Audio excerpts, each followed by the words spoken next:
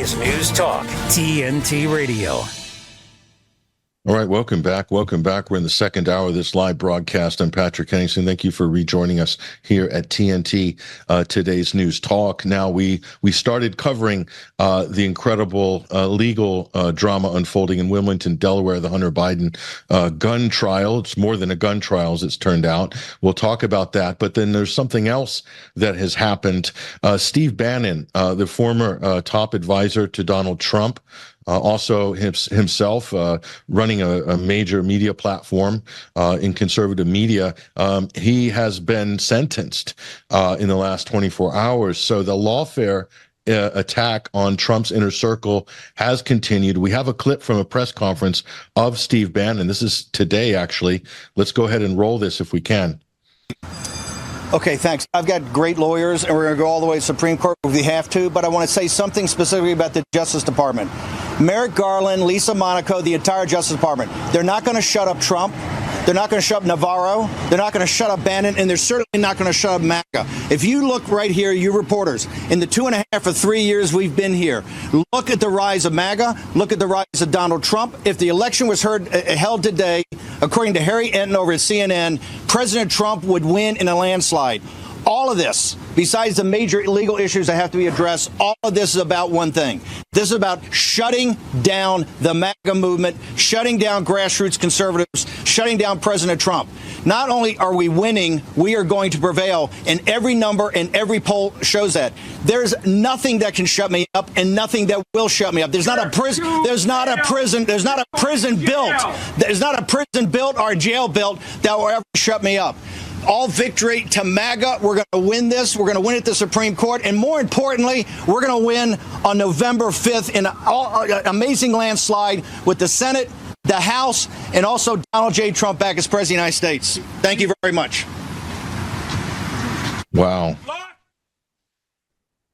Wow, that is absolutely incredible. And you can see them shouting, his detractors shouting, trying to outshout Steve Bannon, unsuccessful. Now, a journalist who's been following this story, we're going to patch in Simona Mangiante Papadopoulos live from Los Angeles. She's been watching this closely.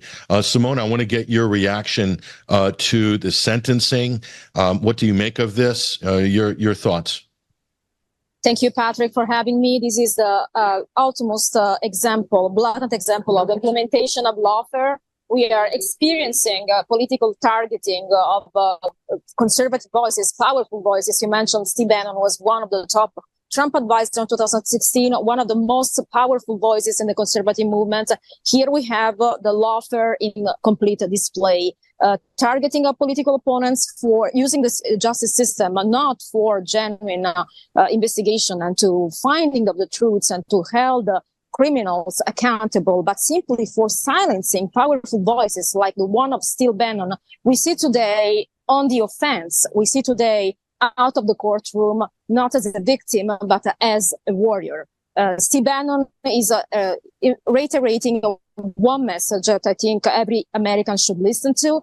This is not the end. We have to win back the country on November 5th. And they are not going to silence Steve Bannon with the use of the lawfare. They're not going to silence Donald Trump and the MAGA movement as a whole, because just would like to remember some legal technicalities behind this trial. He has been convicted over defying a subpoena from House committee on January 6th.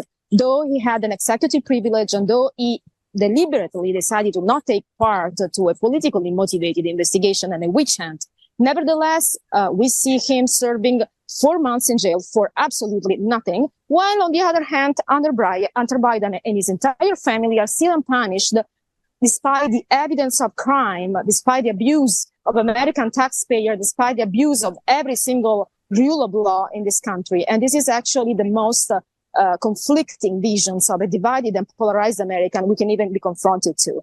You know, I've been investigating Biden corruption up to interviewing one of the key witnesses of this corruption in Ukraine, Andrew Derkach, as you have done as well.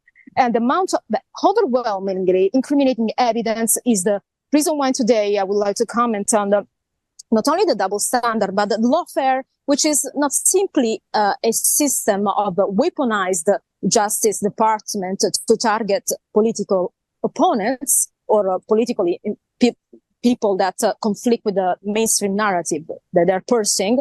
But it's also a lawfare when we neglect to prosecute real crimes, when we lead these people to live in impunity despite their crimes. There is a double face to lawfare. On one side, the weaponization of our justice, our institution as a whole, from the FBI to the Justice Department, to the complete neglection of accountability on the other side. And this is the other phase of lawfare. Yeah, it is. And do you think, I know there's a chance that Steve Bannon can appeal. I mean, there's this, plus there's they're going after him for the Build the Wall campaign, which is an equally spurious case, completely ridiculous on its face. But they're trying to keep him off the campaign trail, Simona. So they're talking about from now until November. I mean, is there any coincidence that this is the period they want to incarcerate him? Go ahead. No, of course, this is election interference at its best. We are witnessing a prime example of projection. We know they target many conservative voices for simply stating the truth, including journalists, for trying to interfere in the election by basically debunking their lies. Well, actually, we see them targeting not only Donald Trump, but also all his top voices and advisors to prevent them to carry a proper campaign in a very crucial moment where, of course, every forces should be jointly working toward delivering a message to Americans, how to take back the country. And that here we go. We are preventing Americans from the opportunity to even vote for their leader, to listen to the voices out there that are promoting a different agenda. Steve Bannon has been very vocal with Build the Wall. He has been very specific about immigration policies. And of course, this sentencing is all about silencing his voice and preventing him and the conservative people to implement these policies. It's not about any legal accountability. We are still playing perception. We're still trying to portray Steve Bannon and every Trump advisors and every MAGA person in this country as a terrorist, as a criminal. And it's all about making media headlines and playing the perception game to dismiss and deflect from the reality that this country needs real leaders, real voices, and needs accountability. Until Congress will keep shouting and screaming, I'm talking about the Republicans in Congress who act tough, but they don't take any action. That's what we are witnessing. Victimization, vilification of our rights, completely distortion of the rule of the law, a violation of any fundamental rights. They're trying to take Trump out of the game, but also people like Steve Bannon, other MAGA voices, every conservative, and I believe it will include also journalists. This is a dictatorship, and obviously we can't accept such a vilification of what the American Republic and the democracy stands for. Yeah, it is incredible. It's this type of lawfare. We used to joke about that in South America, Central America, African countries, and say, "Oh, that would never happen in America. We have checks and balances," but actually, that's what's happening. Now, I want to go over to contrast what happened with Donald Trump, with Steve Bannon here, with what's happening with Hunter Biden in Wilmington, Delaware. Here's constitutional scholar Jonathan Turley, what he thinks is happening with the Hunter Biden trial in Delaware. Let's go ahead and roll this clip, and I want to get your reaction, Simona. I have not taken a penny from any foreign source ever in my life. In the closing days of the campaign, Joe Biden has been forced to address new and unverified claims. We'll go with it anyway. That wasn't the clip we were looking for, but it is kind of related because. Yeah, it is kind of related because that was Joe Biden in 2020 saying that the Hunter Biden laptop was Russian disinformation. And we have testimony at this Hunter Biden trial that the laptop was not tampered with. In other words, it's not disinformation. It didn't come from the Russians. It's real. And that was the president of the United States, Joe Biden, lying basically to the American people. Go ahead, Simona.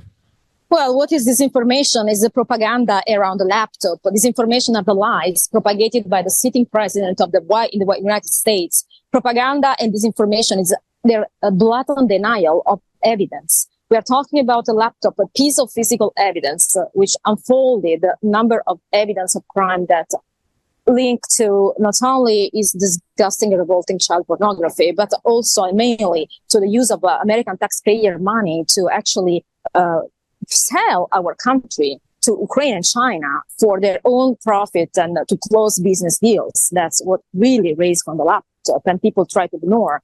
We are talking about Joe Biden using his political leverage to enrich his family and to be unpunished as a result. We are talking about a number of morally despicable actions that we see unfolding from the first song, and then pointing the fingers to everyone else for absolutely nothing. Think about Steve Bannon defying a subpoena for what? For a politically motivated witch hunt to try to portray protesters for the rigged election as terrorists. He had an executive privilege not to do so, but none of his legal arguments have been taken into account during his trial. So here we have an example out of Steve Bannon. Like, you want to be a voice, you want to be powerful, you want to make this country better, you want to close illegal immigration, that's what expects you. And that's the message we are giving to America. We are telling America that's fine making deals, using your political leverage with foreign countries like Ukraine, financing a war based on the leverage this country held on the Joe Biden and his son, and even like a shady business with China. But it's not okay to be for America first. That's a message we are giving to Americans, and that's what we need to change. We need to change with accountability and voting these people out on November 5th. Our real battle is November 5th. This will define the future of America. It will define probably the collapse of American empire. I see many similitudes with the decay of Roman Empire. We have a polarized society, divided society, and we have a twisted interpretation of where our moral standard, the rule of law, should stand. And here we go again with the nonsensical conviction, with impunity on the other side, with blatant lies that are accepted and normalized from Joe Biden. Yeah, they said when Donald Trump was rendered the verdict last week that nobody is above the law. Well, that's not actually true. Hunter Biden, there's at least 400 federal crimes provable in his emails with the Hunter Biden laptop. That's all been collated by the team at Marco Polo. I encourage people to go look at that. That's on their social media feeds as well. So you can't argue with the fact that that's the evidence. So some people are actually above the law. It depends on who's in power, and that shouldn't be the case. That's not really what America is founded on. But Simona Mangiante Papadopoulos, live from Los Angeles, thank you very much for joining us on TNT this week. Thank you so much, Patrick. It's always a pleasure to join your show. Thank you for your great job as well. Thank you. And there she goes, ladies and gentlemen. That's Simona. You want to follow her on social media, X, Twitter. Keep an eye on her profile, see what she's putting out on a daily basis. That's one of the accounts that we're watching as well, and we recommend that you do the same. Let's take a brief break, however, with the network, and we'll come back. We'll continue with analysis on the Hunter Biden trial.